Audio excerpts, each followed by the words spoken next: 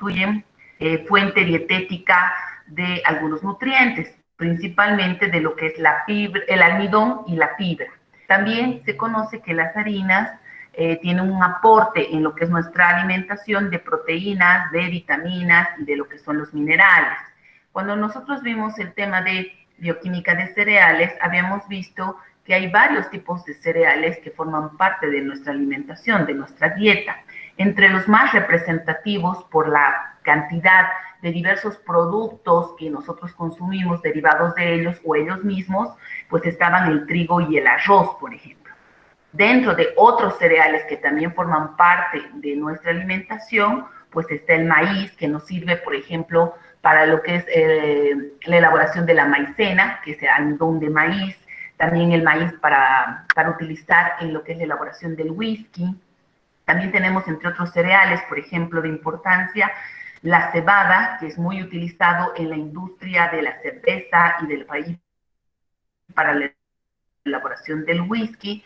Y dentro de otros cereales de importancia podríamos mencionar está la avena, ¿no? Y tiene una gran importancia por el tipo de fibra que tiene la avena. Y entre un cereal un poco más secundario estaría el centeno, ¿no? Entonces vemos que la gama de lo que son los cereales pues son diversos. Sin embargo, habíamos hablado que justamente el trigo es un cereal que tiene unas proteínas llamadas proteínas de reserva, que unidas o proteínas glutámicas también, unidas con el agua van a formar el gluten. ¿Qué quiero decir con esto? Que no todos los cereales tienen una alta proporción de estas proteínas de reserva que forman el gluten. En realidad solamente son considerados dos cereales que son considerados únicos para poder ser panificados justamente por su alto contenido de proteínas de reserva. Estoy hablando del trigo y estoy hablando del centeno, que son las únicas harinas de estos cereales que pueden ser panificados. Sin embargo, dentro de estos dos cereales, el que tiene una mayor proporción entre los dos sigue siendo lo que es el trigo. Por eso es la harina por excelencia para utilizarse en la panificación. Ahora, justamente esas proteínas de reserva que forman, unidas con el agua, lo que es el gluten, también originan un problema, una enfermedad, podríamos llamarlo una intolerancia a lo que es el gluten, conocido como la patología celíaca, ¿verdad?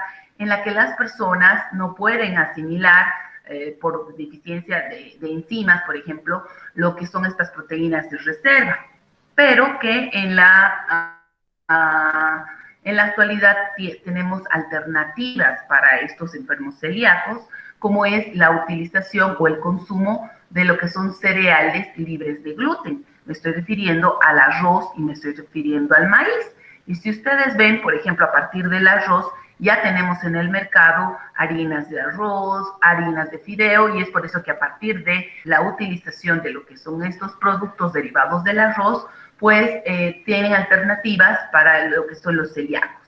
En realidad, la proteína específica que se ha relacionado con esta patología es la gliadina. Entonces, esta está presente en el trigo en mayor proporción, pero también está presente en el centeno, también en pequeñas cantidades en la avena y en la cebada. Entonces, las personas celíacas deberían evitar estos 4 tipos de cereales. También habíamos mencionado en la teoría que los panes semi-integrales y los panes integrales son considerados nutricionalmente mejores que los panes blancos. ¿Por qué? Porque tienen un mayor aporte de fibra. Hablando nutricionalmente, sabemos que debemos incorporar una mayor proporción de lo que es fibra en nuestros alimentos diarios, y eso por cuestión de salud.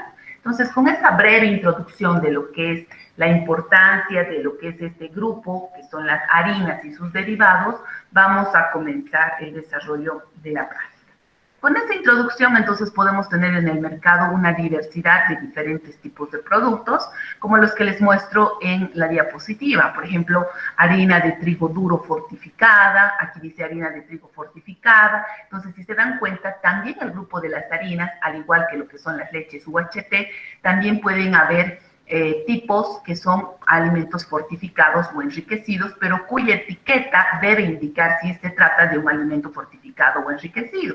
En el caso de las harinas, es natural que puedan fortificar con lo que son minerales, justamente la fortificación con hierro y con fósforo, ¿no? Y de ahí la importancia de ver nuevamente lo que son estos minerales en el tema de control de calidad de lo que son las harinas.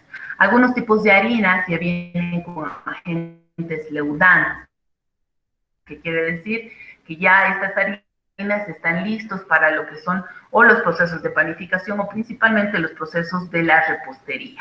También tenemos en el mercado harinas de trigo que son integrales, ¿no? Y ya vamos a ver que en la parte organoléptica, por ejemplo, el color de una harina blanca o una harina flor no es lo mismo que un color de una harina integral o que una harina semi-integral.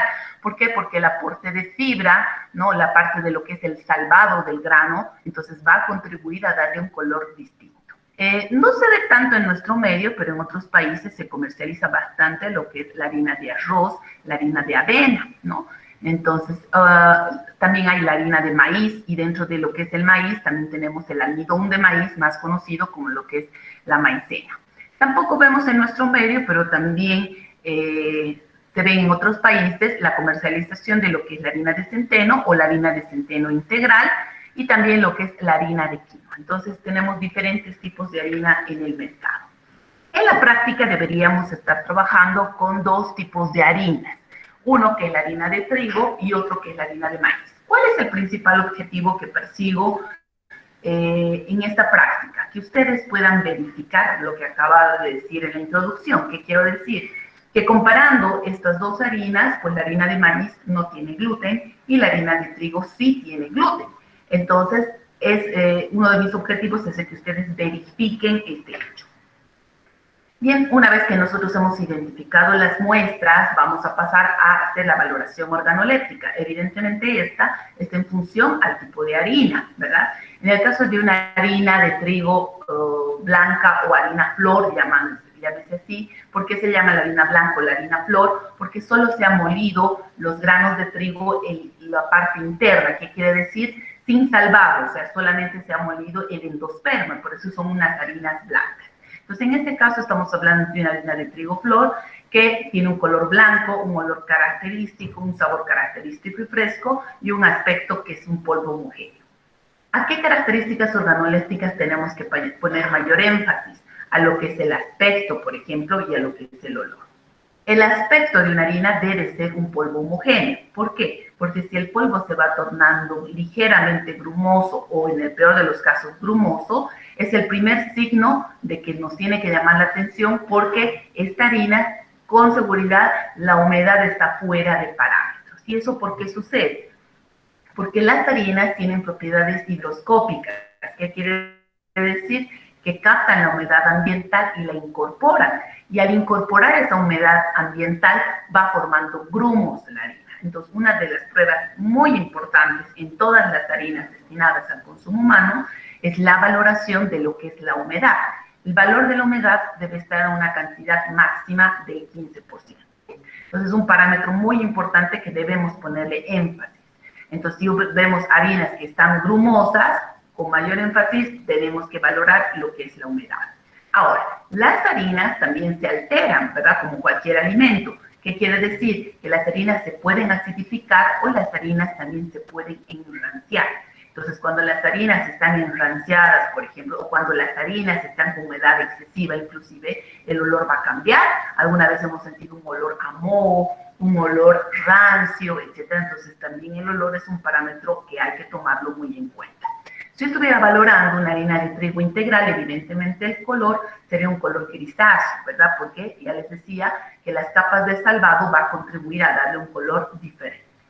En cuanto a lo que es la harina de maíz, pues hay harinas de maíz blancas, moradas, amarillas, etcétera, ¿verdad? Pues en este caso habíamos tomado una harina de maíz amarilla, ¿sí? Pues el color obviamente es amarillo, el olor característico, el sabor característico y fresco y el aspecto un polvo homogéneo. Y hemos hablado de la importancia, igual se aplica. Por ejemplo, en el caso de la harina de maíz, de maíz morado, por ejemplo, por un proceso de fermentación, va a dar lugar a lo que nosotros conocemos con el nombre del api morado, por ejemplo, que proviene de lo que es la harina de maíz morado. Entonces, También a partir de estas harinas, pues con tratamientos específicos salen otro tipo de derivados. Bien, bien lo dijo Noelia, las pruebas que vamos a hablar el día de hoy es la determinación de gluten, de acidez, de bromato, y vamos a poner énfasis a la parte de cálculos de hierro y fósforo por técnicas espectrofotométricas. También había hecho una pregunta al inicio en el sentido de que la determinación de gluten es una técnica gravimétrica, ¿sí?, obviamente cuantitativa, y la que vamos a aprender a valorar cómo se valora el gluten húmedo y cómo se valora el gluten seco. Y van a ver que esta técnica fácilmente ustedes podrían desarrollarlo en sus casas porque no necesitan en realidad ningún reactivo, lo único que necesitan es una balanza, nada más. Por otra parte, vamos a ver nuevamente lo que es la determinación de la acidez, pero en este caso en productos en polvo, como se hace en el tema de lo que son las harinas, y vamos a dar algunos tips de importancia en lo que es la realización de esta técnica. También había hecho una pregunta relacionada a lo que es el bromato de potasio y correctamente su compañera ha mencionado que vamos a aplicar una técnica cualitativa. ¿Qué quiere decir? Positivo si tiene bromato y negativo si no tiene bromato. Y finalmente vamos a reforzar lo aprendido en las prácticas de nutrición el año pasado en relación a lo que es las técnicas de hierro y de fósforo, y vamos a ver que tiene varias similitudes con lo que habíamos visto en la determinación de nitritos, porque vamos a ver que se trabaja con curvas de calibración, etcétera, pero que los cálculos en este caso va a ser convertir de ppm a miligramos por ciento. Entonces hay una ligera diferencia. Entonces vamos a hacer, y por eso les había pedido que tengan a mano las calculadoras científicas para poder nuevamente aplicar lo aprendido en regresión lineal. Bien, entonces empecemos con la primera prueba, la determinación de lo que es el gluten. Bien, al hacer una prueba cuantitativa, yo tendré que registrar lo que es el peso de la muestra, que normalmente trabajamos con 25 gramos. Entonces, si registra decimales, ustedes deben registrar el peso exacto. Siempre empezamos en un recipiente que sea más grande y que nos permite en este caso porque juntar agua con la harina para formar una masa. Entonces, si lo hacemos en algo muy chiquitito, va a ser más complicado.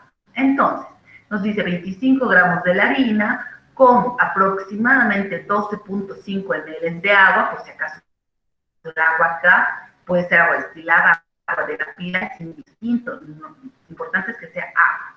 Y como ustedes ven, con una sola mano, nosotros vamos a juntar ahora la cantidad de agua que ingrese, la harina absorber mayor cantidad de agua, pero nunca va a absorber menos de esa cantidad de agua si estoy trabajando con 25 gramos, evidentemente. Está muy seca, no logro juntar, pueden añadir más agua sin necesidad de cuantificar el agua que le están añadiendo. Lo más importante acá es de que toda no sea ni muy seca ni muy húmeda. ¿Qué cuidados tengo que tener? Justamente hacer una prueba cuantitativa, no perder la muestra en el momento que estoy haciendo este proceso, no perder muestra en las manos, en el recipiente, peor en la mesa, etcétera, ¿verdad? Entonces, consumo cuidado. Ahora, una vez que logramos que mi masa no esté ni muy seca ni muy húmeda, antes de dejar de hacer un amasado, el proceso mecánico del amasado contribuye, entonces es un factor muy importante. Entonces, una vez de que logramos juntar, amasan y luego lo dejan en reposo por 30 minutos. Le damos el tiempo para que se pueda los 30 minutos. Nosotros vamos a lavar, tal cual ustedes están viendo, vamos a ir a lavar a la pila estas masitas con ayuda de una coladera por si se me derrama, etc. El agua resultante del lavado va a salir un agua blanquecina. ¿Qué estamos haciendo en este proceso de lavado? Estamos eliminando el almidón. Lo que queremos es deshacernos del almidón y que lo único que quede son las proteínas de reserva, es decir, el gluten. Queremos cuantificar el gluten formado. ¿Hasta cuándo debo lavar? hasta que el agua del lavado salga totalmente cristalina. Esta masa resultante tiene una consistencia tipo chicle, que quiere decir elástica, resistente y viscosa. Si ustedes agarran y ejercen presión y jalan esta masita, van a ver que su comportamiento es exactamente como la de un chicle. Hay que sacar todo el excedente de agua y hay que pesar. A este peso que se conoce como el peso del gluten húmedo. El peso del gluten húmedo sobre el peso de la harina multiplicado por 100 nos da la cuantificación del porcentaje de gluten húmedo. Ahora, este gluten húmedo se lo lleva a calor. ¿Qué quiere decir? Puede ser estufa, puede ser horno, puede ser microondas, y ustedes van a ver que se va a llevar a cabo una expansión. La masa va a crecer, que es lo que sucede cuando nosotros hacemos el pan, ¿verdad? Entonces la masa crece. En la imagen que les estoy mostrando eran harinas diferentes, ¿no? Esta, por ejemplo, era una harina que tenía poco gluten, pero esta otra harina tenía bastante gluten. Entonces, todas habíamos trabajado con 25 gramos de la harina, pero hemos obtenido diferentes cantidades de gluten seco. Entonces, yo veo que son 5 tipos de harinas, por ejemplo. Entonces, estas 2 harinas son las ideales para el proceso de panificación. ¿Por qué? Porque estas harinas van a dar mayor rendimiento, ¿no? Van a hacer que los panes crezcan más, hinchen más. ¿Por qué? Porque justamente tienen estas proteínas que le da ese poder panificador. Entonces es importante ver estas estructuras que son muy bonitas, que se forman por el proceso del calor. Les decía hace un momento que ustedes esta parte lo pueden hacer en la casa. Yo creo que a muchos, si bien no son balanzas de precisión, por lo menos lo que me gustaría es que ustedes vean este proceso de cómo se ve el gluten húmedo y cómo el gluten seco. Eso lo dejo opcional, obviamente, no es obligatorio, pero si a alguien le interesa verificar lo que les estoy mostrando en la imagen, lo pueden realizar, ¿sí? Por lo menos, si bien no se cuantifica exactamente, si es que no tienen balanza, ni modo, a ojo, pero no podríamos cuantificar, pero me interesa que ustedes vean estas 2 estructuras. Ahora, en la harina de trigo y en la harina de maíz, como ustedes ven en la imagen, en ambas se logra formar la masa. Pero sucede que en la harina de maíz, en el proceso de lavado, no les va a quedar nada, ningún residuo, todo se va a desmoronar. ¿Y cuál es la razón? Que la harina de maíz no tiene gluten. Entonces, con esta prueba verifican el objetivo principal de la práctica, verificar que hay harinas de trigo que sí tienen gluten y harinas de maíz que no tienen nada de gluten. Bien, entonces estas son las fórmulas que ustedes las tienen, que es para cuantificar como gluten húmedo y como gluten seco. Aquí les muestro un ejemplo, por ejemplo, en la harina de trigo que les mostraba los datos que habíamos obtenido. Entonces había pesado el gluten húmedo relacionado con el peso de la muestra exacto y aplicando la fórmula saco el peso del gluten o el porcentaje de gluten húmedo. Lo mismo pasa con el gluten seco. Ahora, ¿qué información me está dando estos valores? Primero que necesito conocer valor de referencia que es para la norma. Entonces, ¿qué me dice la norma? La norma me dice que las harinas de trigo deben tener un porcentaje de gluten húmedo mínimo de 15 y máximo de 45%. Y el gluten seco, un porcentaje mínimo de 5% y un porcentaje máximo de 15%.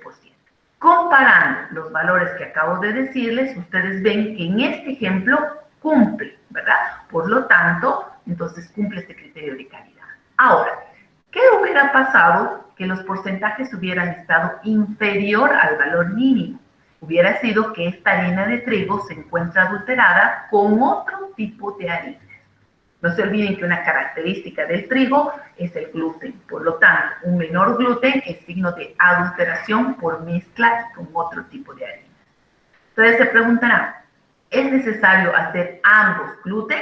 De preferencia sí, aunque es suficiente uno. Si yo tuviera que escoger cuál tiene un menor rango de error, es el gluten seco, porque no se olviden, si acá ustedes el gluten húmedo que han obtenido acá, por ejemplo, no le han quitado el exceso de agua, entonces van a tener un peso un poquito mayor al real, ¿verdad? Entonces, este sería un principal error.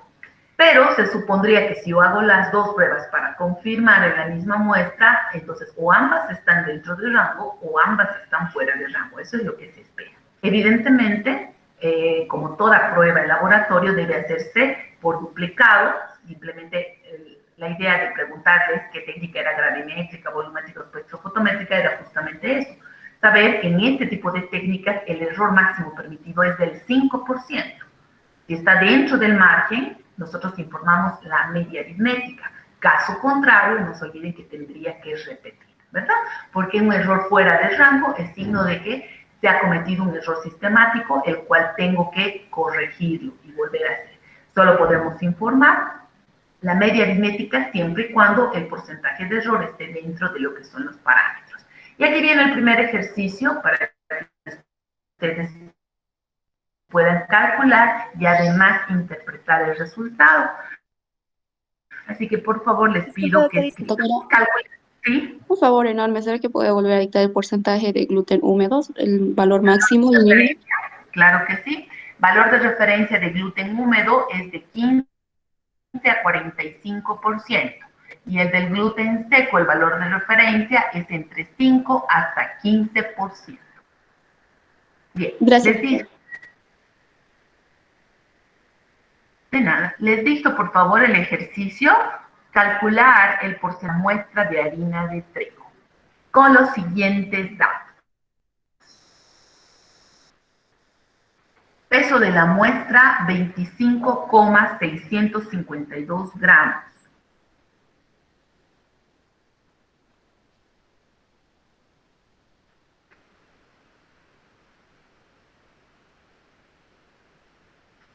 Peso del gluten húmedo, 0,8 gramos.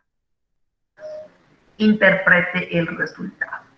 Doctora, disculpe, ¿el peso de la muestra me puede repetir otra vez? 25,652 gramos. Peso de gluten húmedo, 3,43 y peso de gluten seco, 1,008. Quiero que hagan el cálculo y que me interpreten el resultado. 2 minutos les doy para que trabajen, por favor. Nadie responde hasta que yo pregunte.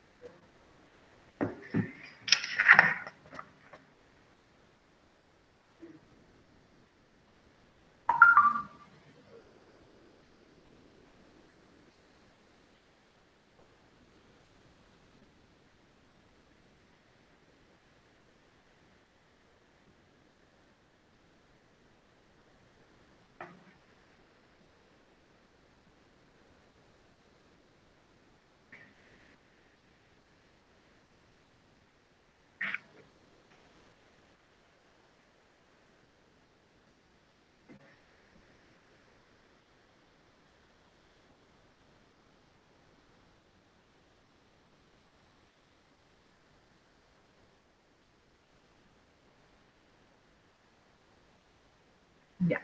El porcentaje de gluten húmedo que ha obtenido, quiero que me lea sus resultados, Celina Ferrufino.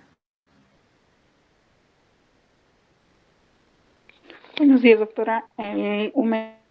Porcentaje de gluten húmedo. ¿Cuánto? No sé si es tu internet o el mío, te escucho cortados. A ver, ¿me repites por favor, Celina? 13,37. Ya, sí, correcto, 13,37% de gluten. 13, correcto, Celina.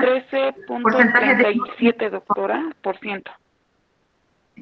Sí, está bien, Celina, correcto. Está bien, Sí. puedes desactivar tu micrófono. El porcentaje de gluten seco, quiero que me lea, Porcentaje por de favor. gluten seco, No, 3.33. tú no, Celina. Celina, solo te he preguntado gluten húmedo a ti. Gluten seco, quiero que me lea su resultado, Jocelyn Crespo. ¿Cuánto sacó de gluten seco Jocelyn Crespo? 3,93%. Muy bien, 3,93. La última parte, interpretar el resultado. Interpreta el resultado, Neida Guzmán. Neida, interpreta el resultado. Sí, doctora. ¿Cómo está esa muestra?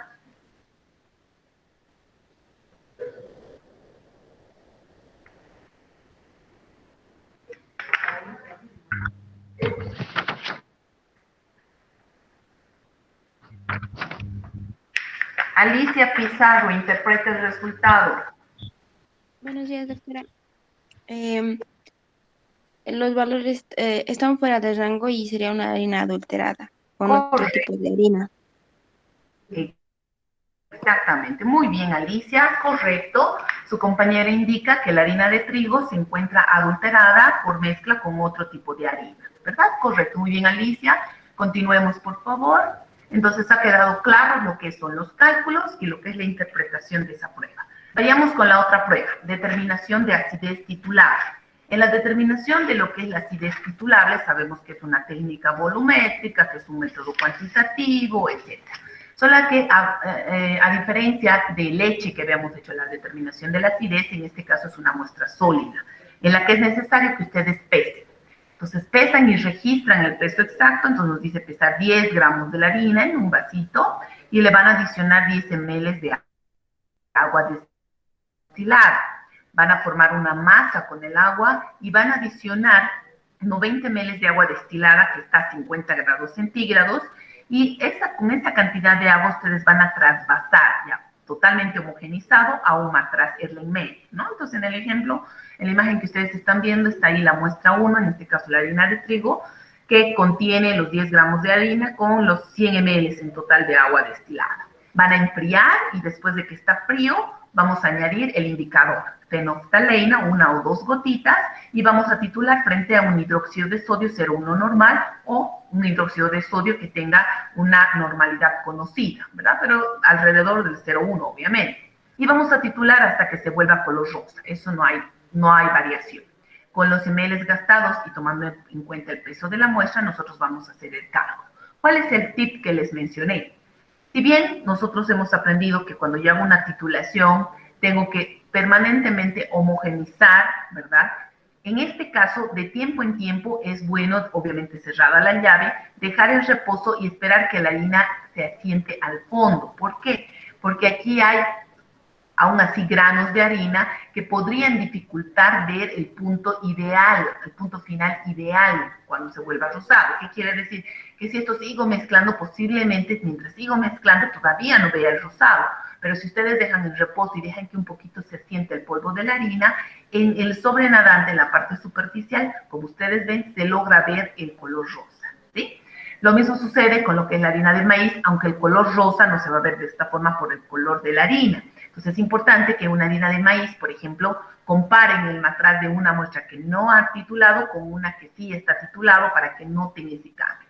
En esta imagen ambas muestras ya están tituladas, entonces ya están en el color rosa. Y leo los ml gastados. Ese era el tip, ¿no?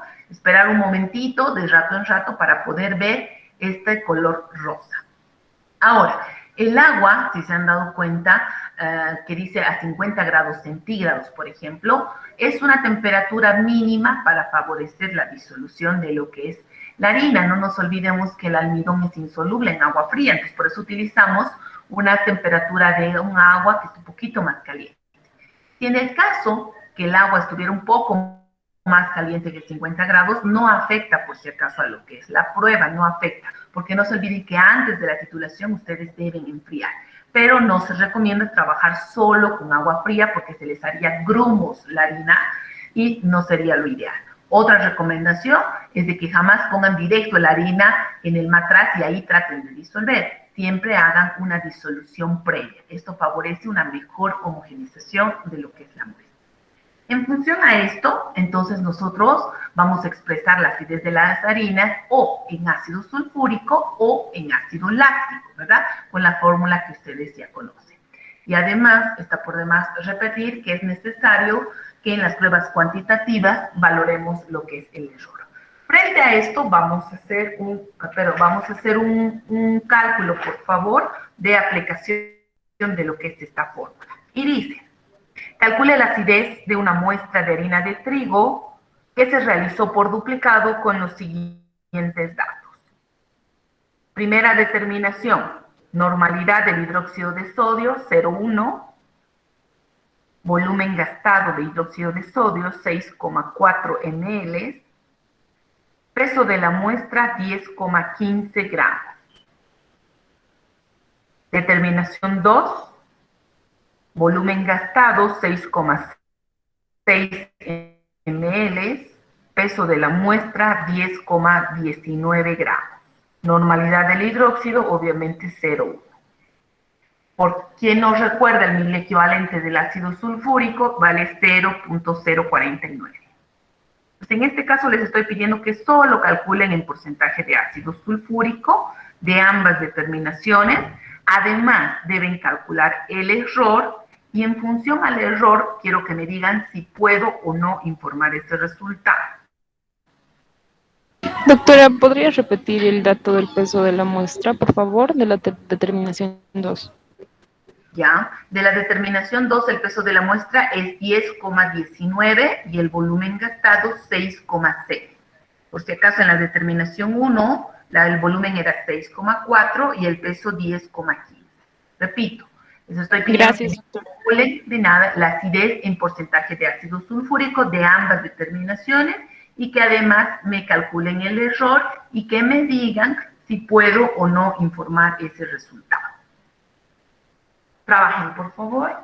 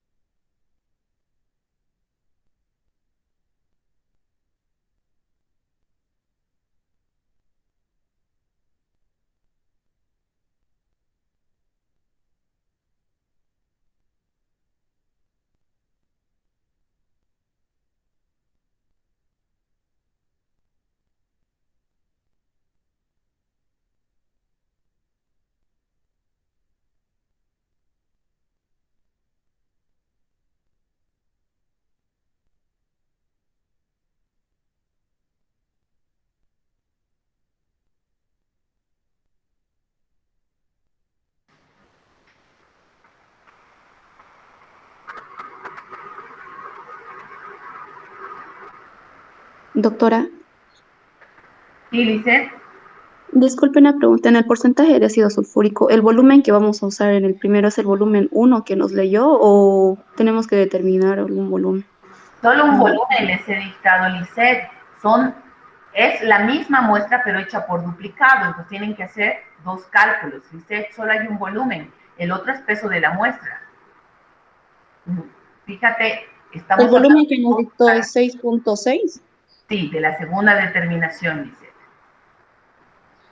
Y el otro volumen que nos dictó, que usted dice que es la única, doctora, porque yo tengo dos volúmenes, de la primera 6,4 y la segunda 6,6. Por eso, es la misma muestra hecha por duplicado. Tienes que hacer 2 cálculos por separado, Lisette.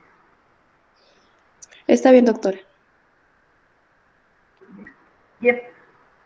María Fernanda Kenaya, prenda su micrófono, por favor. El resultado, por favor.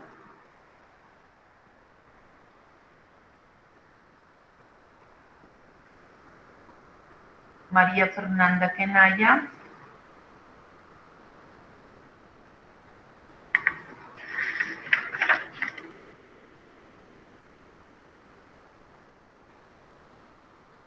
Tania Torrico, me lee su resultado, por favor.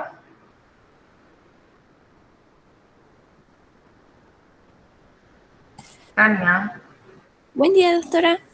Me sale 6.305 el porcentaje de ácido sulfúrico. Uy, no sé qué ha hecho Tania.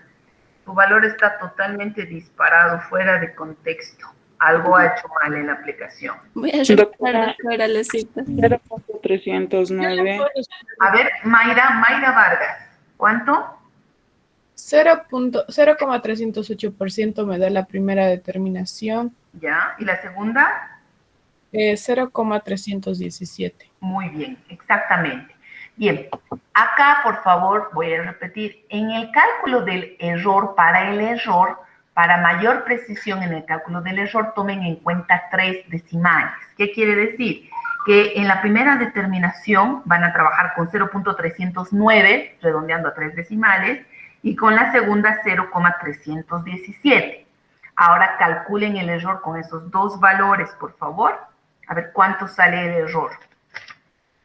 0,032, 0.313. doctora. No empieza con 0. No empieza con 0. Con 3 decimales, Rubí. A ver, con 3 decimales.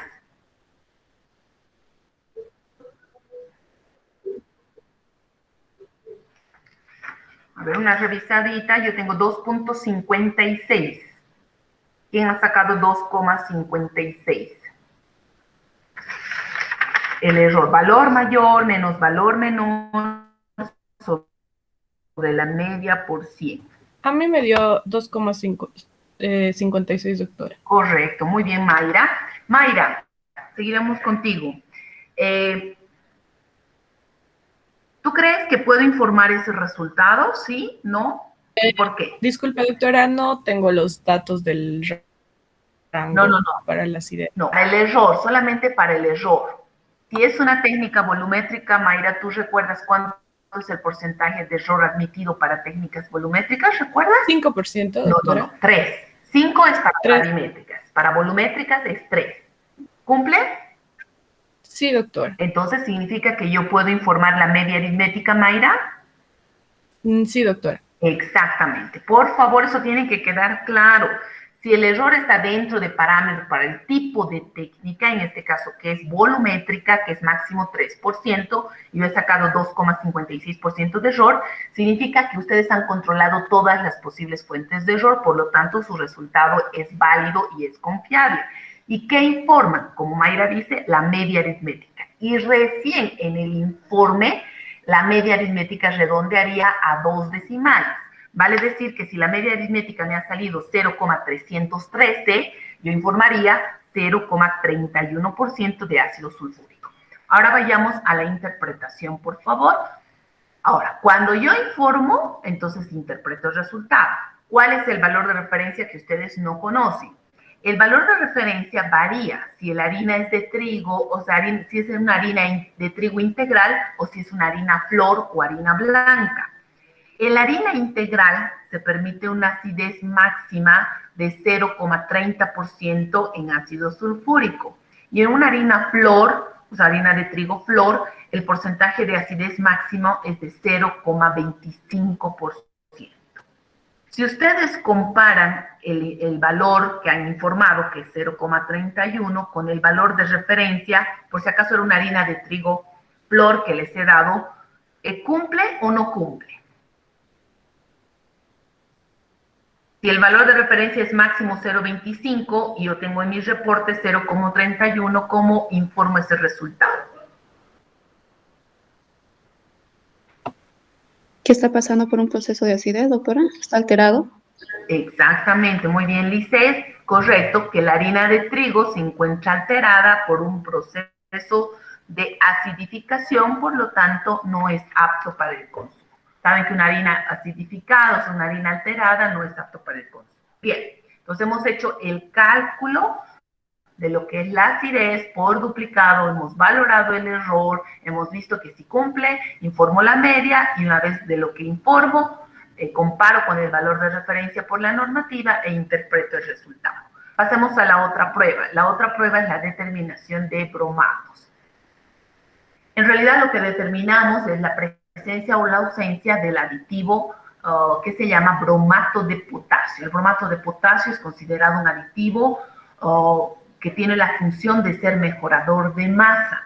Entonces, durante muchos años atrás, se utilizaba este aditivo en la industria de la panificación con el objetivo de que mejore su masa, que quiere decir que aumente el rendimiento, que los panes salgan más grandes, más hinchados, por lo tanto el rendimiento era mayor. Sin embargo, estudios toxicológicos han dado cuenta que el bromato de potasio es una sustancia cancerígena, por lo tanto, se ha prohibido lo que es la utilización de lo que es el bromato de potasio. Sin embargo, antes de una prohibición total, empezaron a reducir lo que es el uso de bromato de potasio. Por ejemplo, en la Argentina, permitía su normativa, permitía cierta cantidad de adición en las harinas destinadas a la panificación. Entonces, estas harinas argentinas, por ejemplo, tenía que hacerse las pruebas cuantitativas para verificar si estaba dentro del margen permitido. Pero en la actualidad tengo entendido que ya a nivel mundial se ha prohibido la utilización de lo que es este aditivo. Entonces, si la norma nos dice que debe haber ausencia de bromato de potasio, pues podemos aplicar una técnica cualitativa. ¿En qué consiste esta técnica? Consiste en tener preparado dos reactivos. El primero es una solución de yoduro de potasio al 0,1%, que tiene que ser una solución recientemente preparada. No se olviden que el yoduro de potasio en solución es una solución fácilmente oxidable. Por lo tanto, recientemente preparada esa concentración. El otro reactivo es ácido clorhídrico diluido, que se prepara mezclando 1.5 ml de ácido clorhídrico en 10.5 ml de agua destilada. En un recipiente aparte se mezclan partes iguales del reactivo, como ustedes están viendo, y nosotros colocamos las muestras, digamos, tomando una proporción después de homogenizar representativa, tal cual ustedes ven en la imagen, entonces sus dos harinas. Y esta otra harina, siempre en esta prueba cualitativa, se recomienda trabajar con una muestra patrón. ¿Qué quiere decir una muestra patrón? Una harina que tiene bromato de potasio, entonces para que me sirva como un control positivo. Reparto lo que es el reactivo de gotas en diferentes sectores y lo que tenemos que observar es si hay estas manchas oscuras, la prueba es considerada positiva. Si no hay cambio de coloración, la prueba es considerada negativa. Entonces, hay manchas cuando existe bromato de potasio. ¿Por qué digo que es mi muestra patrón o control positivo importante? Porque si en mi muestra patrón me saliera negativo, significa que su reactivo está mal. Entonces, una forma de garantizar que su resultado es válido es de que en su muestra patrón debe dar positivo. ¿En qué se basa la reacción? ¿Cuál es el fundamento de la prueba? El fundamento es que el bromato de potasio actúa como agente oxidante y va a oxidar al yoduro de potasio con la formación de yodo molecular. Entonces, la formación de yodo molecular es lo que se visualiza con las manchas oscuras. Ahora, escuchen bien. Ustedes tienen una tarea para la siguiente semana, que es escribir la reacción química completa del fundamento de la determinación de bromato de potasio. ¿A qué me refiero? ¿A qué estamos diciendo? Bromato de potasio, escriben la fórmula más yoduro de potasio más ácido clorhídrico, que es el catalizador, es igual a yodo molecular, que es el principal reactivo, y ustedes completan la reacción. Entonces, yo quiero que me escriban la reacción química completa del fundamento de la técnica de bromato. Eso que me da como tarea, recordando un poquito la química general que ustedes han visto, ¿sí? Entonces, en esta prueba, lo básico, como les decía, la preparación del reactivo, principalmente la del yoduro de potasio, y segundo, siempre trabajar con una muestra patrón. Esta prueba que les estoy mostrando se puede aplicar tanto a harinas como a los panes directamente. Ustedes trabajan con el pan, parten por la mitad del pan y en las caras internas colocan el reactivo o directamente en lo que son las harinas. Sí, tal vez han sido perceptivos, hay marcas de panes o a veces en los panes caseros todavía existen los letreros que dicen se vende pan casero sin bromato, ¿verdad? Porque como les he dicho, hace unos años era una realidad, entonces era frecuente encontrar pan que tenían estos aditivos, estos mejoradores de masa. En la actualidad, estos aditivos químicos han sido reemplazados con el uso de mejoradores de masa en base a enzimas. Y eso vamos a hablar un poco más. En la teoría RENA hemos hablado algo. Bien, llegando a esta conclusión de resultados en esta primera etapa, pues vamos a ver que el resultado obtenido, por ejemplo, en la harina de trigo era que tenía un 23,81% de gluten, húmedo, 8,31 de gluten seco, comparado con la normativa hemos visto que cumple, la acidez titulable hemos visto que no cumple, aquí era suficiente redondear con 2 decimales, ¿no? Y lo que es la técnica de bromato de potasio debe dar negativa. Si yo interpreto el resultado en conjunto, diría que la harina se encuentra alterada por un proceso de acidificación, no se considera apta para el consumo. Es lo que hemos ido practicando, pero por separado. Bien, vayamos a esta segunda parte, ¿no? Es la determinación de lo que es el hierro y el fósforo. Empecemos con la primera técnica. Este cuadro, ustedes lo tienen en su guía, ¿sí? Es un cuadro donde visualizamos la preparación de la curva de calibración. En el caso del hierro, la curva de calibración tiene 6 puntos de referencia. Partimos de un estándar de hierro que tiene una concentración de 10 partes por millón, ¿no? Y tenemos la concentración de hierro, o sea, este es el eje de las X. Ahora, si ustedes analizan la técnica, o mejor dicho, recuerdan, porque la han visto el año pasado, es una técnica en la que utiliza 3 tipos de reactivos. Por un lado, el clorhidrato de hidroxilamina, por otro lado, la ortofenantrolina, y luego una solución buffer. Entonces, en total, entre los 3 reactivos, si ustedes se fijan en su técnica, va a sumar un volumen final de 7 ml de reactivo. Por lo tanto, quiero que noten que tanto los ml del estándar como los ml de agua en la curva, todos suman 13 ml. Todos, 3. Por ejemplo, aquí en el último punto, 7 ml del estándar más 6 de agua suman los 13. Más los 7 de los reactivos tienen un volumen final de 20 ml. ¿Sí? A eso me voy. Ahora, tomando esta consideración, por ejemplo, y tomando qué concentración tiene en cada punto de referencia, nosotros vamos a lo que es el tratamiento de la muestra. Ustedes saben que para determinar minerales en alimento, la preparación de la muestra es convertir la muestra a ceniza, primer paso. Entonces yo acá, la harina, tengo que pesar una cantidad conocida, calcinar, obtener las cenizas. Una vez que tengo buenas cenizas, voy a hacer un tratamiento ácido. El tratamiento ácido significa que ustedes van a colocar ácido clorhídrico concentrado a las cenizas, o sea, las van a disolver con 5 ml de ácido clorhídrico concentrado, las van a calentar hasta sequedad y luego van a redisolver el residuo con 12 ml de ácido clorhídrico concentrado y luego van a añadir 80 ml de agua destilada.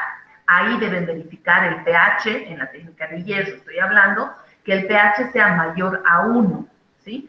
Caso contrario, si el pH fuera menor a 1, deben alcalinizar con un poco de hidróxido de sodio diluido. Es muy importante el control del pH en la técnica de hierro, porque si ustedes no controlan eso, tienen el riesgo de que no se forme el complejo coloreal. ¿Qué quiere decir? Es un punto crítico en la determinación del hierro, el control del pH. Una vez que he verificado que el pH es mayor a 1, recién van a enrasar con agua destilada hasta llegar a un aforo de 100 ml. Mezclo después de enrasar y filtro, tomando en cuenta que debo eliminar los primeros 15 a 20 ml del filtrado y el resto de lo que me quede el filtrado es mi muestra para poder aplicar la técnica espectrofotométrica. Entonces, de este filtrado de los 100 ml, yo voy a coger una parte conocida. Ahora pongan mucha atención en esto. Una parte conocida del filtrado, que puede ser directamente los 13 ml del filtrado más 7 ml de reactivo tiene, al igual que en la curva, dar un volumen final para la lectura de 20 ml.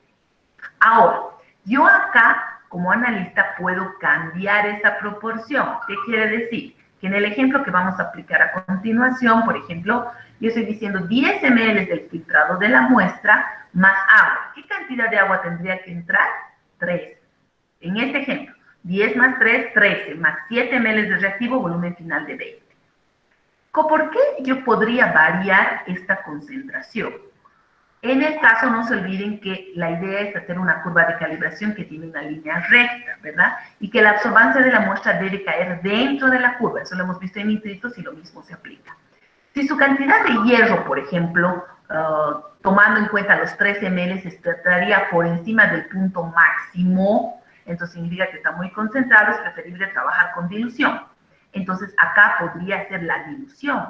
Yo podría tomar menos cantidad de filtrado, añadiendo agua, para que la absorbancia final caiga dentro de la muestra. ¿Me entienden? Entonces, repito, si yo tomo 13 ml, ese sería el volumen máximo de filtrado que yo puedo utilizar en la técnica, no entra agua si tomo 13 ml de filtrado y los 7 ml de reactivo para un volumen final de 20. O en el ejemplo, si yo tomo 10 ml, tengo que poner necesariamente 13 ml de agua, porque los reactivos siempre en hierro van a ser 7 ml entre los 3 reactivos. Ahora, acá en esto les está diciendo que esto puede ser opcional. ¿Qué quiere decir? Que si mi muestra tiene demasiado hierro, no va a bastar hacer una dilución acá, y tendría que hacer una dilución extra. Este paso de la dilución extra es muy rara la vez que aplicamos. Generalmente aplicamos cuando el alimento está fortificado con hierro. Cuando tiene mucho hierro, es necesario hacer una dilución extra. Como en la mayor parte de los casos no sucede esto, y directamente trabajamos de acá, o sea, del filtrado directo acá, la fórmula sería la siguiente, que me dice, miligramos por ciento de hierro es igual a la concentración, esto por si acaso es en ppm, o sea, lo que ustedes sacan, la X con el sombrerito, va a ser en ppm, no se olviden que este es el eje de las X, entonces la concentración es en ppm.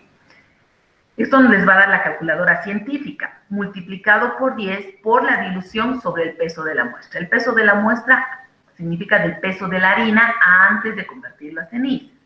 Y la dilución se calcula volumen final sobre el volumen de la muestra. En este ejemplo, atentos, la dilución vale 2. ¿Por qué? Porque 20 dividido entre 10 vale 2. Ahora, escuchen bien. ¿Qué pasaría si yo no he utilizado este volumen y he utilizado 5? Entonces sería 5 ml de la muestra más 8 de agua más 7 de reactivo, volumen final 20. ¿Cuál sería la dilución de la muestra? 20, esto siempre va a ser 20 en hierro, dividido entre 5, lo que he puesto de muestra nada más. 20 dividido entre 5, la dilución valdría 4, ¿verdad? Frente a esto, entonces, tenemos el siguiente ejercicio que se va a realizar en la clase. Ustedes hacen esta tablita en la que ustedes tienen el eje de las X y el eje de las Y, ¿verdad? Ustedes conocen. Concentración versus absorbancia. La absorbancia en el hierro se lee a 510 nanómetros. Entonces les pongo el ejemplo de las absorbancias obtenidas. No se olviden que al ser regresión lineal, las absorbancias van crecientes, ¿verdad? Entonces va creciendo, creciendo, creciendo, creciendo, creciendo. Lo que ustedes deben verificar es que su absorbancia de la muestra tiene que caer dentro de la curva. Entonces, si se dan cuenta, está entre el segundo y tercer punto de la curva, entonces correcto. Muy bien. Es la misma muestra hecha por duplicado. Entonces, ¿qué quiero que realicen en este momento?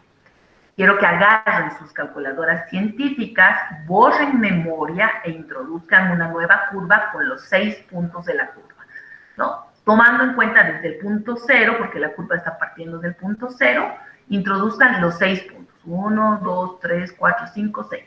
Calculan R, quiero que me digan cuánto les sale R. El R comprueban que les sale mayor a 0,98, significa que puedo calcular las muestras. Eso no se olvide, eso sigue aplicándose. Ahora, para la aplicación de lo que es la fórmula anterior, que la fórmula también la tienen en la guía, necesitan conocer la muestra y la dilución que se ha aplicado. Entonces aquí les estoy diciendo, tomen en cuenta en el cálculo que hemos trabajado con 12,5 gramos de harina y la dilución es lo que les he mostrado en el ejemplo. Significa 20 dividido entre 10, la dilución valdría 2. Entonces quiero que me digan cuánto en miligramos de hierro está en cada determinación, que calculen el error. Si el error estuviera dentro del rango, sabemos que informaríamos la media. Si es que debo informar, comparar, sabiendo que el valor de referencia por la norma, que debe tener una harina de trigo en cuestión de hierro, vale 4,64. Entonces, les voy a dar unos 5 minutitos para que ustedes puedan sacar estos resultados. Entonces, trabajen, por favor, 5 minutos a partir de este momento.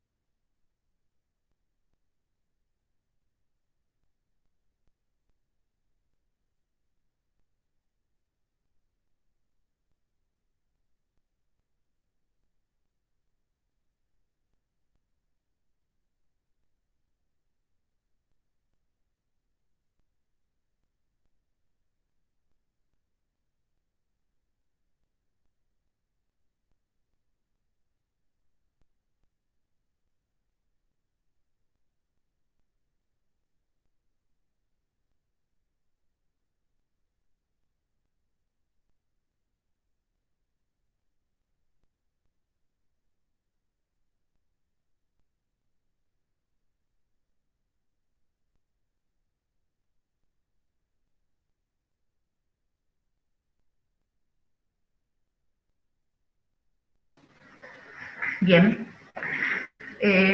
Quiero saber en primer lugar cuánto ha sacado del coeficiente de correlación. ¿Cuánto vale R? Por favor, me comenta cuánto vale R la señorita Mireia Montaño. Mireia, ¿cuánto te salió el coeficiente de correlación? Sigo sacando, doctorita. El coeficiente de correlación R es lo primero que se tiene que sacar. Se supone que eso tiene que estar listo. Doctora, Sí, te escucho. 0.999, A ver, Tania. 0.999, doctora. Perfecto. ¿También Neida ha sacado lo mismo? Sí, doctora. Ya, perfecto. Muy bien, entonces estamos con 0,99. Ahora, la primera determinación, o sea, 0 seguro les ha salido 999, 0,17, 92, 78, o sea, una curva casi perfecta. Vayamos con la primera concentración, en miligramos por ciento, lo que está como M1. ¿Cuánto les ha salido en su cálculo final? 1.274, doctora. 1,274. 274. Muy bien, ¿sí? Con 2 decimales vamos a tomar en cuenta 1,27. ¿Ha sacado lo mismo, Tania? ¿Ha sacado lo mismo, Neida? ¿Me falta esa parte, doctora? 1,28 saqué, doctora. Redondeado con 2 decimales tendría que ser 1,27. Ya. La segunda determinación, ¿cuánto han sacado en miligramos por ciento de hierro? Quisiera escuchar a su compañero Álvaro Patiño. Álvaro, ¿cuánto has sacado en la segunda determinación? Todavía no saqué, doctora. Álvaro, tienes que trabajar. Mayra, ¿cuánto? 1,30 redondeado, doctora. Redondeado, en realidad 1,31. Porque seguro te ha salido 1,3055 y fracción, ¿verdad, Mayra? En realidad me salió 1,297632.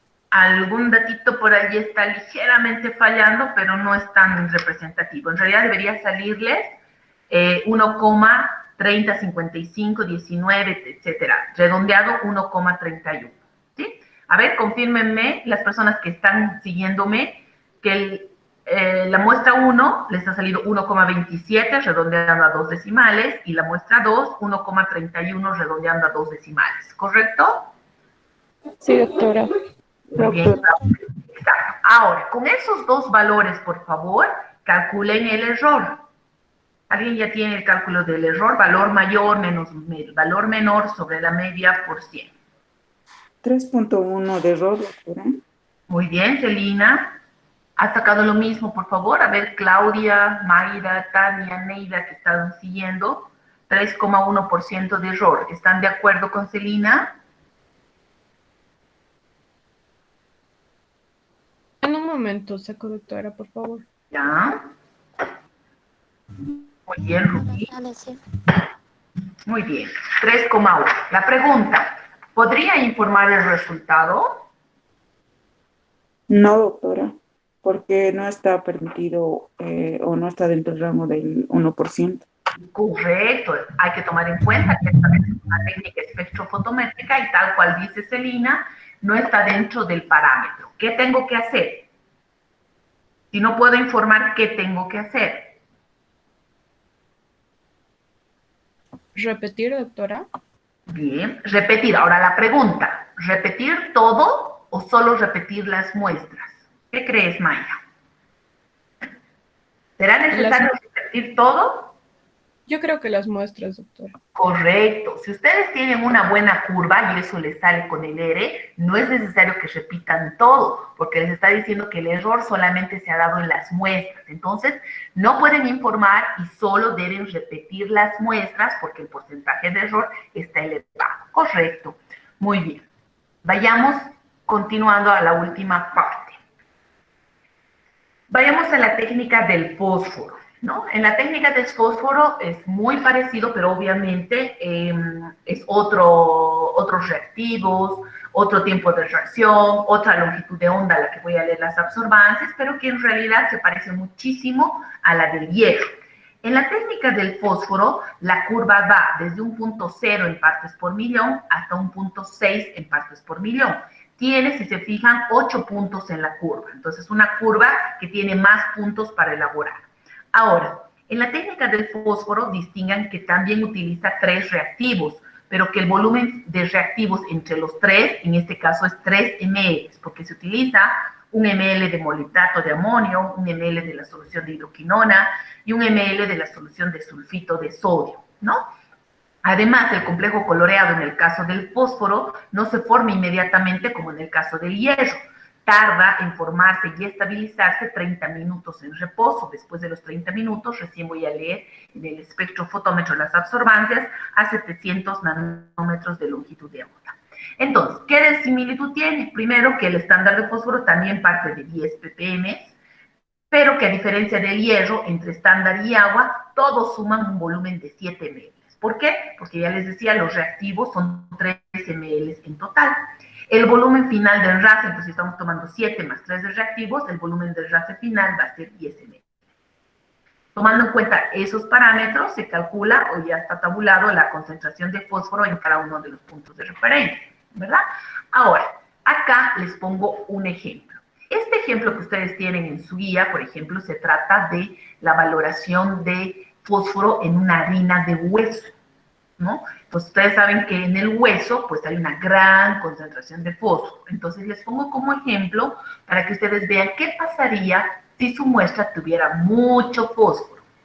En este caso, por ejemplo, han trabajado con 0.5 gramos de harina de hueso, lo han calcinado, han obtenido las cenizas y el tratamiento ácido que habíamos visto en el hierro es exactamente el mismo. ¿Qué quiere decir? Disolver con ácido clorhídrico hasta sequedad, 12 todo exactamente igual, ¿no? La diferencia es que en este caso no es necesario, o sea, no importa lo que es el pH, no necesitamos alcalinizar nada, pero el volumen del RACE con agua destilada sigue siendo 100 ml. Ahora, como es una muestra que yo sé que tiene mucho fósforo, tendría que aplicar esa dilución extra que hablábamos en el hierro. Esta dilución extra depende del analista. ¿Qué quiere decir? No es que siempre va a ser 5 en 500. Pues yo puedo decir, voy a diluir 50 en 100, 20 en 250, o sea, depende del criterio. No se olviden que el criterio tiene que ser mientras menos diluya como para que entre en la curva, ¿no? Porque a más dilución, mayor el factor de error. Entonces, en este caso estamos tomando un ejemplo. De estos 100 ml que había enrasado, voy a tomar 5 ml, ¿no? Del filtrado y voy a enrasar en otro matraz aforado hasta 500. Esa es la primera dilución. De estos 500 voy a sacar 7 y obviamente con los reactivos va a llegar un volumen final de 10 ml, ¿verdad? Esa es la dilución 2. Al igual que en el caso del hierro, la dilución se calcula el volumen final sobre el volumen de la muestra. ¿Qué quiere decir? Que en el caso de la dilución 1, por ejemplo, tengo 500 dividido entre 5, la dilución 1 vale 100. Y en el caso de la dilución 2, sería 10 dividido entre 7, 1.428, ¿sí? Ahora, al igual que en el anterior, por ejemplo, si su muestra no tuviera tanto fósforo, yo puedo anular la dilución 1, entonces su fórmula se anula esa, y la fórmula sería la misma que en el hierro, ¿sí? Por si acaso. Entonces, en realidad la fórmula es la misma, puede tener 2 diluciones o puede tener una sola dilución, sea en el hierro o sea en el fósforo. Ahora estoy tomando el ejemplo que estamos aplicando 2 diluciones para que quede claro. Ahora, este volumen también depende de ustedes también podrían modificar. ¿Qué quiere decir?